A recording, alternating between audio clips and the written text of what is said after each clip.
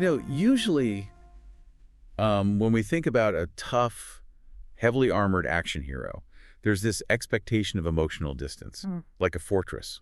Right, right, like an impenetrable wall. Exactly. You look at a character who's clad entirely in this scarred, unyielding chrome, and his face is hidden behind a T-shaped visor. Yeah, the visual language just screams like, keep out. It really does. It's binary, human or machine. It's completely closed off. And we're trained by decades of cinema to expect characters in full, face-obscuring helmets to be the villains, like the faceless henchman or the emotionless Terminator. Yeah, or like the classic man-with-no-name archetype. Oh, for sure. Going all the way back to Kurosawa's Yojimbo or, Sergio Leone's spaghetti westerns. They don't talk much, and they definitely don't show what they're feeling. But then you step into the dusty, gritty world of the Star Wars Outer Rim, and suddenly that walking fortress has like a literal baby carrier strapped to its chest. Which is just the best visual ever. It really is. We're looking at a narrative landscape that completely flips the script on what a stoic gunslinger is supposed to be. And that is exactly why we are pulling apart the blueprints of this phenomenon today. Today on Roll Credits, we're diving into The Mandalorian, the series that brought Star Wars back to weekly TV and gave the galaxy its most unlikely father-son duo. It is such a remarkable pivot for the franchise. We're going to explore how a faceless Tin Man and, honestly, a silicone puppet essentially redefine the emotional core of one of the biggest franchises in the world. So true. Our mission for this deep dive is twofold today, and it's a massive undertaking. First, we're going to embark on a spoiler-filled, recap-driven walkthrough of all 3 seasons of The Mandalorian. But we aren't just going to give you a plot summary, right? Right. We are going to unpack the incredibly dense behind-the-scenes trivia, the production stories, and the massive technological leaps that actually brought this journey to life as the story unfolds. And to do this properly, we are pulling from a really, really stacked library of sources. We're talking deep dive interviews with creators Jon Favreau and Dave Filoni. The dream team. Literally. Plus, we're pulling heavily from technical breakdowns provided by the American Society of Cinematographers, which, for those of you who love the nuts and bolts of filmmaking, gets incredibly geeky in the best way possible. Oh, absolutely. Yeah. We also have concept art deep dives from Lucasfilm's Doug Chiang and production fact sheets that reveal visual secrets you probably missed, even if you've watched the show like 5 times. And we are setting the stakes pretty high today. Yeah, because with the brand new theatrical film, The Mandalorian and Grogu, hitting theaters on May 22, 2026, there has literally never been a better time to revisit Din Djarin's journey. You really need to understand his evolution from a lone bounty hunter to a father before you sit down in that movie theater. Yep, and understand exactly how this show expanded Star Wars storytelling forever. So, we start where all good Westerns start. The frontier. The unforgiving frontier. Season 1 opens on an ice planet. It's gritty, it's visceral. The sound design alone is just like heavy footsteps and howling wind. And we meet Din Djarin. Although he has no name to us yet. He's just the Mandalorian. Exactly. He's navigating this incredibly dangerous underworld of the Outer Rim, taking jobs from a very mysterious Imperial-looking figure known only as the Client. The narrative backbone here is pure, unadulterated, classic Western. A lone gunslinger walks into a bar and, well, things go south. And he clears the room. It's an archetype that resonates immediately. But to understand why this feels so uniquely grounded, we have to look at the casting of the peripheral characters. In these early episodes, the creators cast comedians like Brian Posehn as a speeder pilot. Yeah, and later Bill Burr as a mercenary. Or veteran character actors like John Beasley as a bartender. Right. And you might ask, why do that, though? Why put stand-up comedians in a Star Wars show? That's a great question, actually. Because it roots the fantastical Star Wars universe in a relatable blue-collar reality. If you only cast classically trained Shakespearean actors, the world feels like high fantasy. Like the Jedi Council in the prequels. Exactly. But by putting a guy like Brian Posehn in the cockpit of a beat-up snowspeeder, it tells the audience, this is the working-class Star Wars. This is the mud, the rust, and the daily grind. It makes the world feel incredibly tactile before the main character even speaks a single word. Okay, let's unpack this, because the origin of this specific lone gunslinger actually starts years before the cameras ever rolled. Yeah, and a place that feels like a sacred site for Star Wars fans. Skywalker Ranch. Right. The year's 2008. Jon Favreau is at the ranch doing the sound mix for a little movie called Iron Man. Which obviously would go on to birth the Marvel Cinematic Universe and completely alter the trajectory of Hollywood. Just a casual little indie film, right? And while Favreau is there mixing Iron Man, he randomly meets Dave Filoni, who is secretly working in a carriage house on the property. He was developing the very first season of the Clone Wars animated series with George Lucas. What's fascinating here is the sheer serendipity of that moment. You have Favreau, who is literally in the process of redefining the superhero blockbuster, crossing paths with Filoni. Filoni, who is essentially absorbing the very DNA of Star Wars directly from George Lucas. He's sitting there as Lucas's apprentice, steeped in the lore, the history, the mechanics of how Lucas builds worlds. And they strike up this genuine friendship. Favreau's son was actually the very first person outside of Lucasfilm to see the work-in-progress footage of the Clone Wars. Oh, wow, I didn't know that. Yeah. Favreau was so into it that he offered to do a voice, which led to him voicing a Mandalorian character named Pre Vizsla. Fast forward years later, and Disney is launching their new streaming service, Disney Plus Star Wars, and they need a flagship show. And Favreau actually wrote the first few episodes of The Mandalorian entirely on spec. He had no deal in place. That is just wild confidence. Right. He just had an idea to return to George Lucas's core influences, which were classic westerns and samurai films.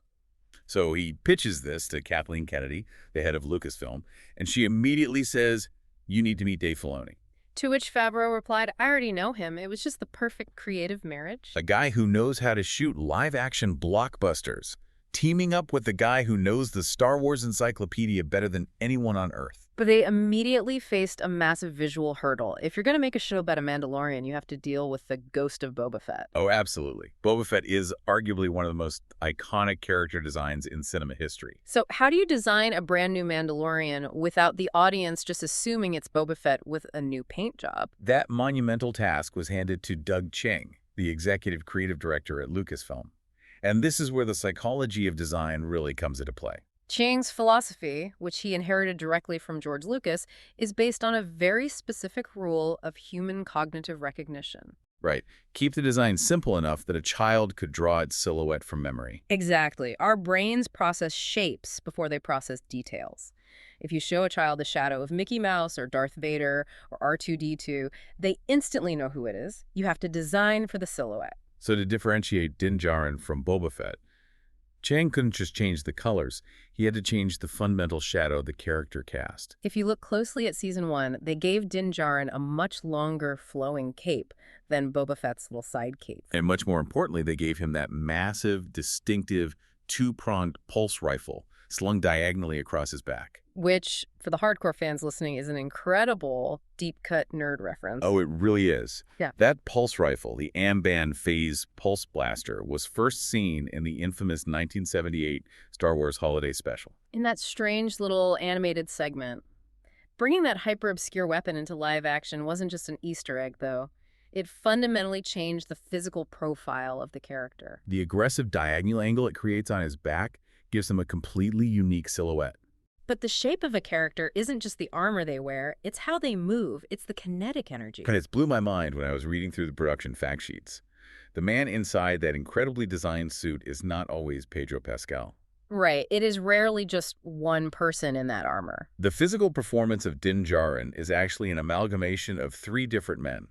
You have Pedro Pascal, who provides the iconic voice, the soul, and the acting in key dialogue-heavy scenes. But for the physical performance, you also have Brendan Wayne. Wayne is the actor who gives Mando that classic wide-legged, heavy-booted gunfighter walk. Which makes complete sense, because Brendan Wayne is literally John Wayne's grandson. It is literally in his... See, I have to stop you there, because as much as I love this idea, it's like a musical chord, right? 3 different notes played by 3 different people to make one unified sound. Yeah, that's a good way to put it. But how on earth does the directing and editing make this feel like one cohesive character?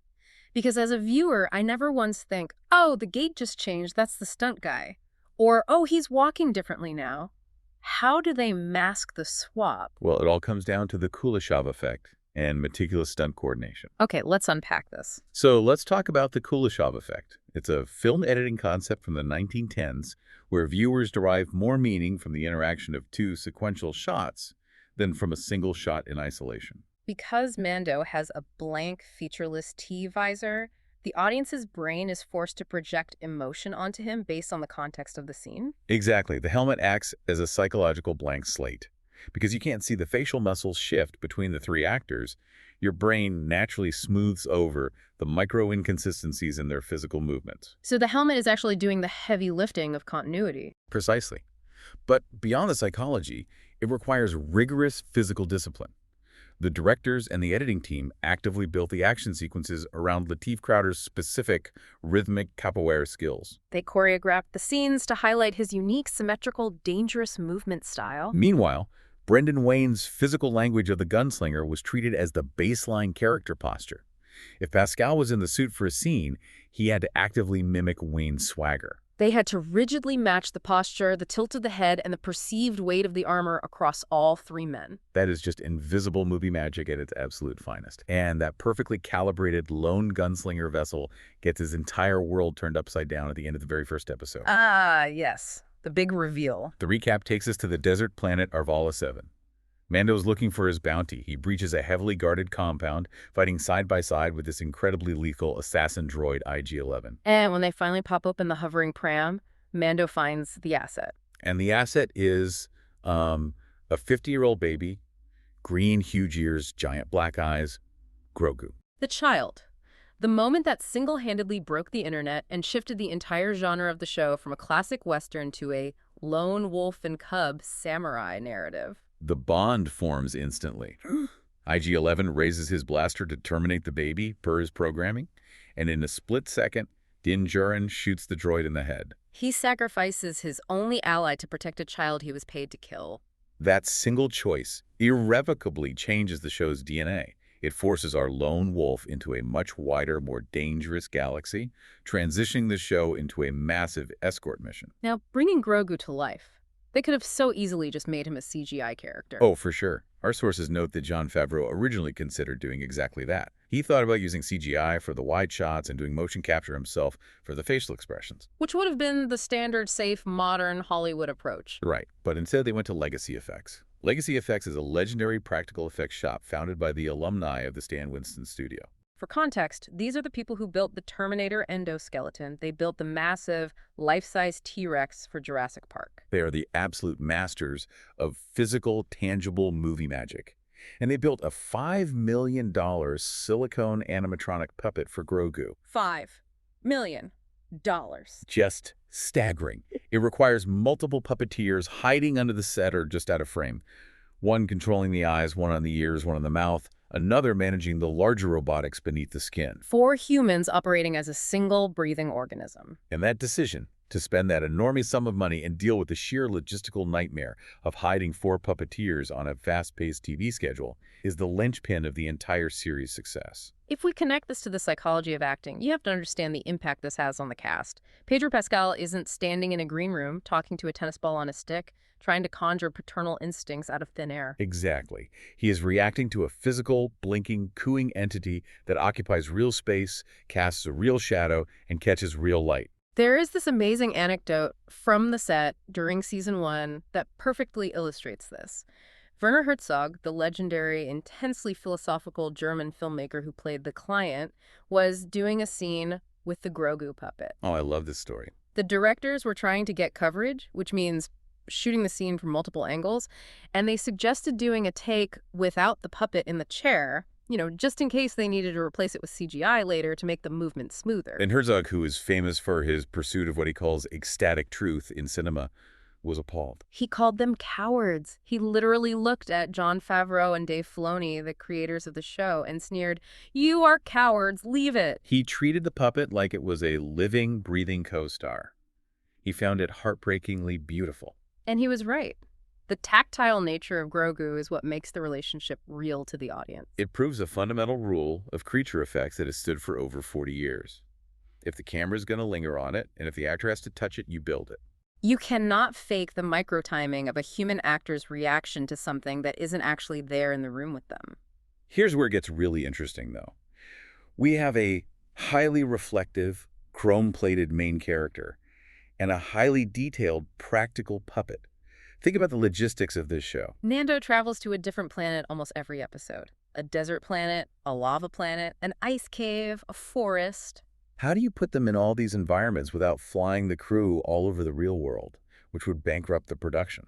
In the past, you'd use a massive green screen. Think about the last time you saw a big CGI blockbuster. You can usually spot the green screen, right? There's that weird, blurry, glowing edge around the actor's hair. But if you put Din Djarin in front of a green screen, what happens? He becomes a giant green mirror. Exactly. His armor is highly polished chrome. It reflects everything in the room. The post-production nightmare of paying visual effects artists to digitally paint out the green reflections from his curved helmet frame by frame for an entire season of television. It would be financially and temporally impossible. So, necessity became the mother of one of the greatest technological inventions in modern filmmaking, the volume, powered by stagecraft technology. Industrial Light and Magic, working with Epic Games, the creators of the Unreal Engine, which powers video games like Fortnite, built a revolutionary soundstage.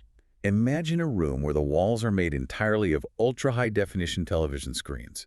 It's a 20-foot-high, 180-degree semicircular LED video wall topped with a massive LED ceiling. It completely envelops the actors in the digital environment. But it's not just playing a static video in the background like old-school rear projection. In old Hitchcock films, like North by Northwest, if someone is driving a car, there's just a flat movie playing on a screen behind them. Yeah, it looks fake because the perspective never changes. The volume is entirely different.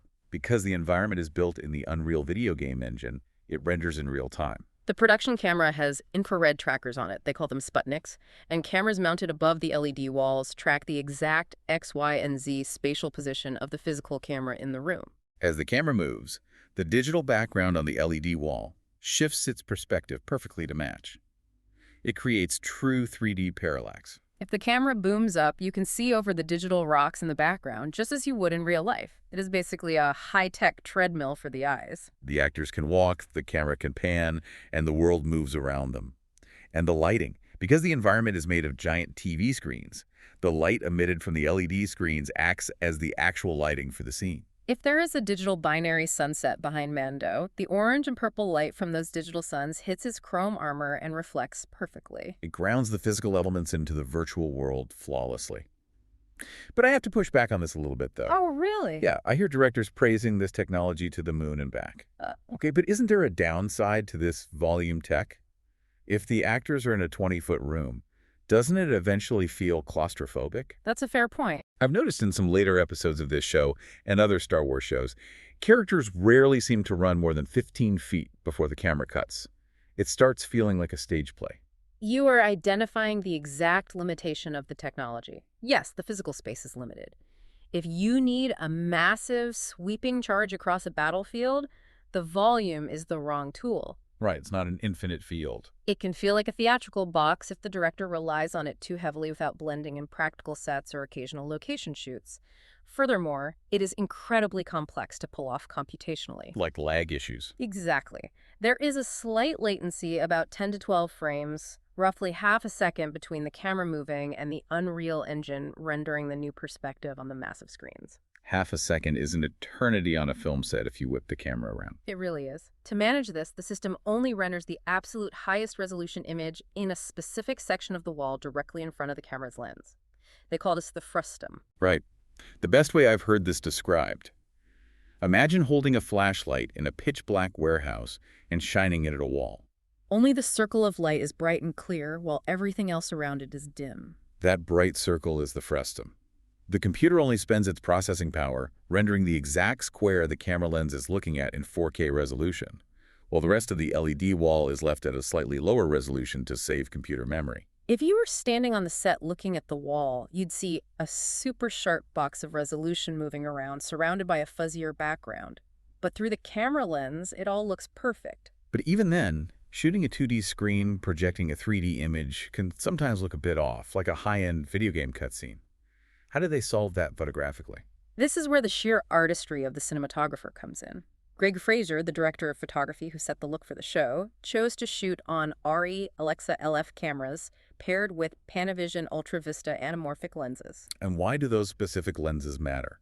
Because these specific anamorphic lenses have a very shallow depth of field and a distinct optical curvature.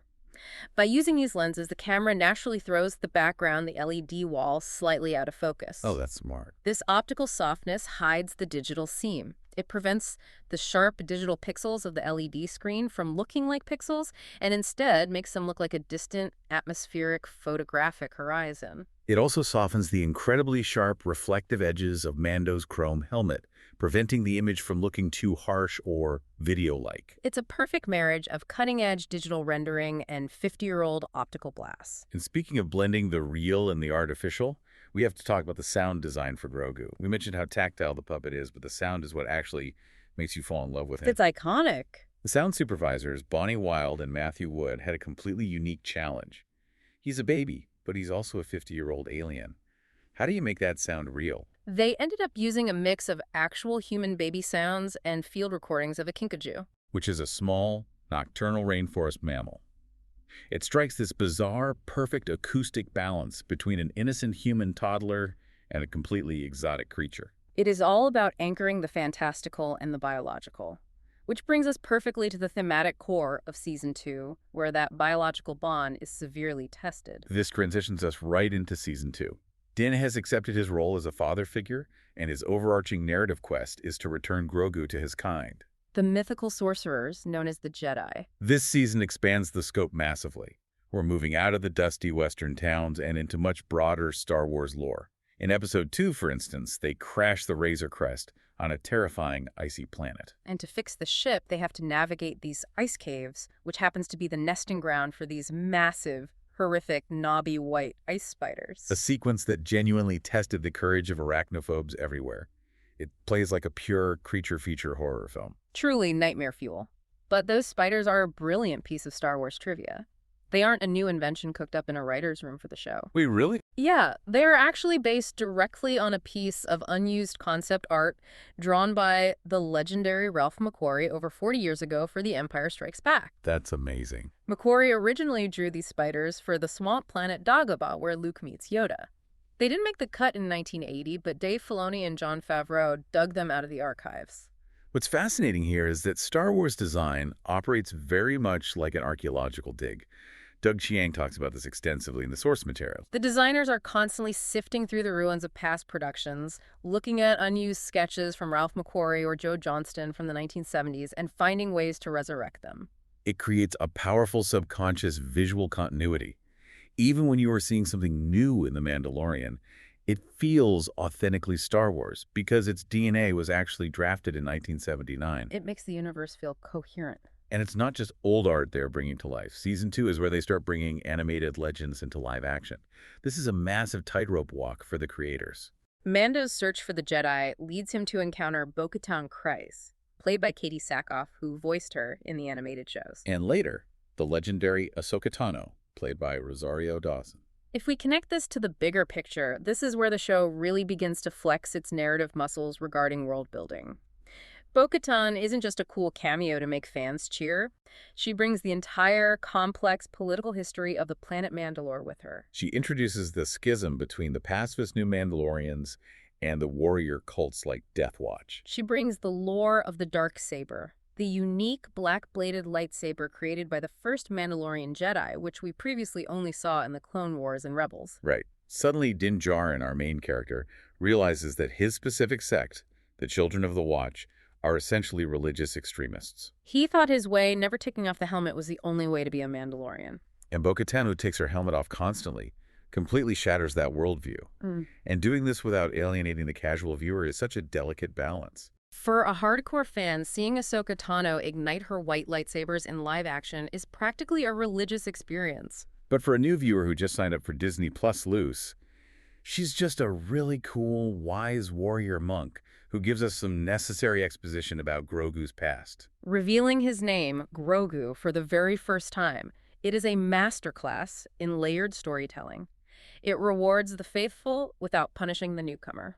And the speed at which Filoni and Favreau develop these ideas is astonishing. Our sources detail their collaborative loop. Favreau would be writing the scripts, usually alone at his house, but he would be in constant conversation with Filoni. Because Filoni is an animator by trade, He would sit there doodling sketches of moments or characters while they talked on the phone. He'd draw Mando, he'd draw Ahsoka. Those rough sketches would immediately go to Doug Chiang and the Lucasfilm art department, who would instantly render them into high-quality concept art. It's this rapid-fire, pulpy, almost comic book style of creation. Favreau mentioned that it felt like sitting around a campfire telling a story and watching it come to life in real time. And you can actually see that beautiful concept art at the end of every episode during the credits. But while the art gives the show its look, we have to talk about what gives the show its feeling. And that is Ludwig Göransson's score. Göransson is a marvel. Following in the footsteps of John Williams, who defined the orchestral sound of Star Wars, is an impossible task. But Göransson managed to create a sonic landscape that is entirely distinct, heavier, more tribal, more percussive, yet it perfectly fits the universe. And he did something incredibly clever that solves a massive narrative problem. Because Pedro Pascal's face is hidden behind the helmet for 99% of the show, Göransson realized that the music had to do the heavy lifting of expressing the character's internal emotional state. The score essentially became Mando's facial expressions. That heavy, rhythmic percussion, the lonely, haunting recorder, the deep cello. When Mando is exhausted after a fight, the music drags. When he's fiercely protective of Grogu, the tempo spikes and the brass swells. The music tells you exactly what is happening behind that visor. It compensates for the total loss of micro-expressions. As we discussed with the Kuleshov effect, we rely on eyes and facial muscles to feel empathy for a character in cinema. Göransson translates those missing visual cues into auditory ones. Which brings us to the climax, where all of these elements, the music, the tech, the lore, the emotion collide in spectacular fashion. The Season 2 finale. An all-time great episode of television. Okay, let's unpack this. Moff Gideon has captured Grogu. He's holding him hostage on his Imperial light cruiser. Mando, Bo-Katan, Cara Dune, and Fennec Shand mount a desperate rescue mission. They take the bridge of the ship, but they are suddenly cornered by a platoon of dark troopers. Now, these aren't regular stormtroopers. These are practically indestructible droid soldiers. They are pounding on the blast doors. It is a completely no-win scenario. The tension is unbearable, and then an alarm sounds. A lone X-Wing flies into the hangar. A cloaked figure steps out. On the black and white security monitor, we see a gloved hand ignite a green lightsaber. It is a moment that sent absolute shockwaves through the fandom. Luke Skywalker, at the absolute height of his power, 5 years after Return of the Jedi, slicing through dark troopers like butter. The sheer level of secrecy required to pull off that surprise in the modern internet era where everything leaks on social media is staggering. To hide Mark Hamill's return, the production crew went to absurd, almost paranoid lengths. They codenamed the character Plo Koon, which is a relatively obscure alien Jedi from the prequel trilogy who wears a breathing mask. This raises an important question about modern production security and psychological misdirection. They didn't just use a fake name on the call sheet, right? Right. Favreau and Filoni actually authorized the visual effects department to build a fully rendered CGI head of Plo Koon. That is just hilarious. They spent actual production budget on visual effects they never intended to use, just to insert it into the dailies and the rough cuts so that the hundreds of crew members working on the show would be fooled. Even Rosario Dawson, who played Ahsoka, had no idea she was sharing a narrative space with Luke Skywalker. She thought the Jedi Mando was looking for was Plo Koon. It's brilliant. The commitment to the bit is amazing.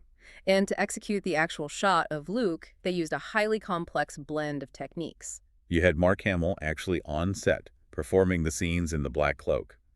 Then you had a younger body double, actors Max Lloyd-Jones and later Graham Hamilton, who could match the physical agility and lightsaber combat of a young Jedi. Finally, they used advanced digital de-aging technology to merge Hamill's face from 1983 onto the body double. The technological hurdle of de-aging is immense, especially for a character as globally iconic and scrutinized as Luke Skywalker.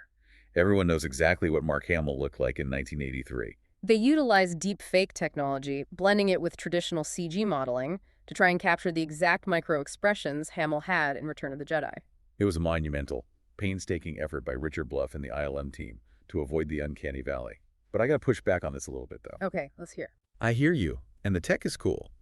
But all this tech, the de-aging, the stagecraft volume, the $5 million robotic puppet, it's all undeniably great.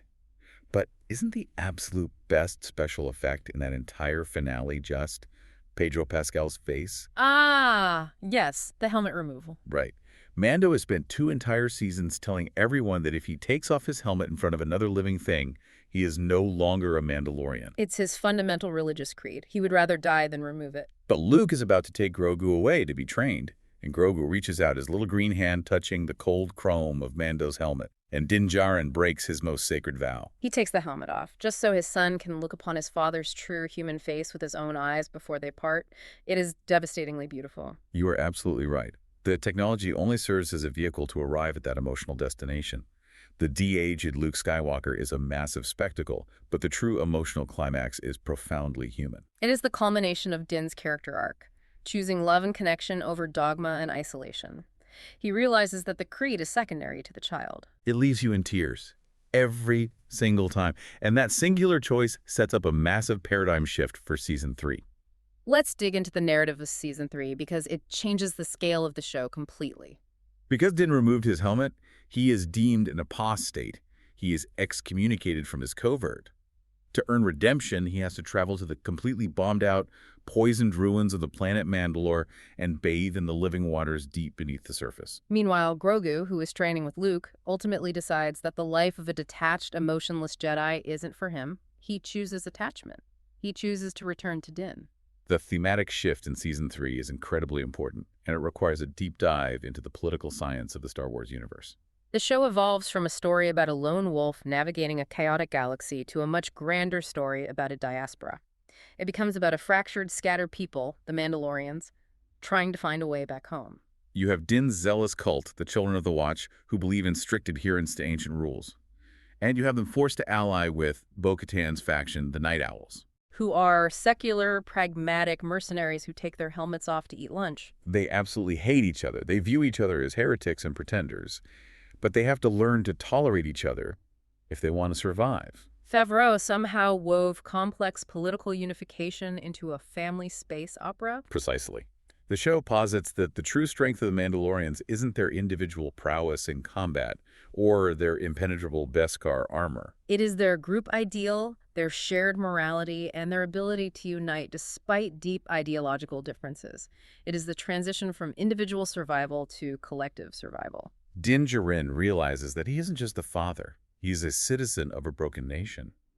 This all culminates in a massive, sprawling battle to retake their homeworlds from Moff Gideon, who has been hiding a secret Imperial cloning base deep in the Mandalorian ruins. They reclaim Mandalore, they relight the Great Forge, which is this massive symbol of their industry and culture. And in the aftermath, the most important thing happens. Din formally adopts Grogu. He stands before the armorer, and Grogu is no longer a foundling. He is officially named Din Grogu, a Mandalorian apprentice. So what does this all mean? We've spent 3 seasons watching this bounty hunter protect this kid. What is the ultimate takeaway of this arc as it stands at the end of Season 3? It solidifies their relationship in a very pragmatic, deeply touching way based on the lore of their universe. Think about the biology. Din Djarin is a human. He has a normal human lifespan. Grogu is of Yoda's species. He ages incredibly slowly and will live for centuries. Yoda lived to be 900 years old. Din knows that Grogu will outlive him by hundreds of years. So the ultimate takeaway is that Din is no longer just protecting a helpless baby. He is actively teaching an apprentice. He is ensuring that long after he is dead and gone, Grogu will have the tools, the cultural heritage, the moral compass, and the armor to survive a very dangerous galaxy entirely without him. It's the ultimate act of parental love, preparing your child for the day you are no longer there to save them. Wow. That hits incredibly hard when you frame it that way. He's trying to cram a lifetime of survival skills into the few decades he has left.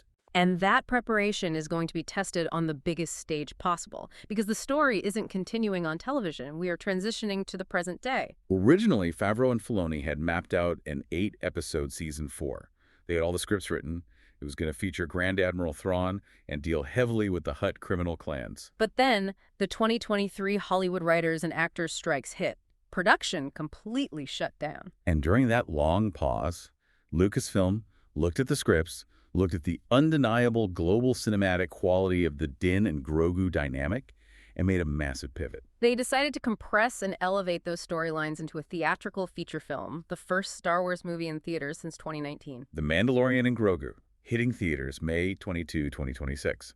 And the behind-the-scenes upgrades for this leap from the TV screen to the silver screen are absolutely wild. We're talking about a massive expansion of scale. To prepare for the massive size of a movie theater, Favreau didn't just shoot normally. He shot with IMAX-certified cameras, planning for nearly 50 minutes of the film to use the expanded IMAX aspect ratio.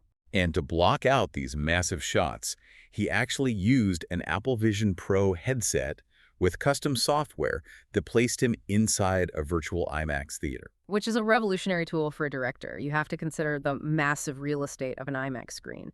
The aspect ratio is taller. It completely changes how you frame a subject's height, especially when you have a tall man in armor and a 2-foot-tall puppet in the same shot. By blocking in VR, Favreau could watch his own footage at full building-size scale before committing the budget to film the shot. But what's equally exciting, and perhaps a bit ironic given all this digital technology, is their commitment to tactile practical effects on this massive budget. Yes. They didn't just rely on CGI for the big screen. They brought back Phil Tippett. If you don't know the name, Phil Tippett is an absolute legend in the visual effects world. He did the stop-motion animation for the AT-ATs and the Tauntauns and the Empire Strikes back in 1980. For this new movie, Favreau brought him in to handle creature work using traditional stop-motion animation. Why? Because stop-motion gives creatures a specific, slightly imperfect weight and a micro stutter that ultra-smooth digital animation still struggles to perfectly replicate. Plus, model maker John Goodson built physical miniatures based on old 1980s Kenner toys, like the INT-4 Interceptor, a vehicle that was literally just a piece of plastic toy back in the day and never actually appeared in a movie. Favreau is putting it on the big screen. It's the ultimate realization of a childhood dream. They are treating the toys they played with as canon. But this raises an important question. With a movie built on 3 dense seasons of television lore, plus deep connections to animated shows like The Clone Wars and Rebels, how do you make this accessible to someone buying a ticket on a Friday night who has never seen a single episode of Disney Plus? Entry point. That is always the danger with cinematic universes. Favreau and Filoni have stressed that the movie is designed to be entirely self-contained. For example, in the opening sequence of the film, Din and Grogu are extracted from a snowy mountain by a New Republic pilot named Garazeb Zeb Aurelios. Now, if you are a hardcore fan, you know Zeb is a main character from the animated show Star Wars Rebels. You know his tragic backstory with his homeworld of Lazan. But to a casual moviegoer, he's just a cool, big, purple alien who is Mando's buddy in the New Republic. You don't need to read a wiki page to understand the scene. It rewards the faithful without punishing the newcomer. It's a delicate balancing act of fan service and foundational storytelling. The narrative thrust has to be clear. A father and son on a dangerous mission. Everything else is just texture. And speaking of that texture, the movie is absolutely packed with Easter eggs that we already know about. Early footage and details reveal Hemke Madera playing an Imperial warlord named Commander Barrow. We get our very first on-screen look at a fully unhooded Imperial snowtrooper helmet, something we haven't seen since they debuted in 1980. There's a specialized snow version of the little Imperial mouse droid. Oh, and Sam Witwer, the legendary voice actor who voices Darth Maul in the animated series, has a cameo as one of the snowtroopers. And the action. We talked about visual storytelling and scaling up for IMAX. Din Djarin takes down 3 AT-AT walkers by himself. Luke Skywalker only took out 1 on Hoth. Mando is definitely leveling up for the theatrical release. The spectacle has to match the screen size. It's going to be a massive cinematic event, and understanding this 3-season journey gives it so much more weight. You're watching the culmination of years of storytelling and technological innovation. If you think about the history of cinema, we have always relied on the human face to convey meaning.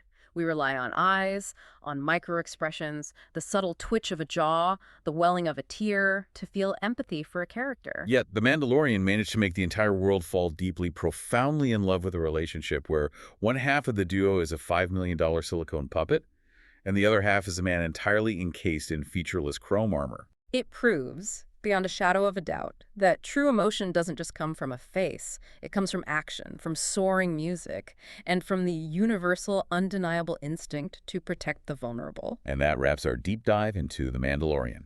If you enjoyed revisiting Din and Grogu's journey with us, follow Roll Credits and share it with your fellow movie fans, and let us know what film we should cover next, old or new.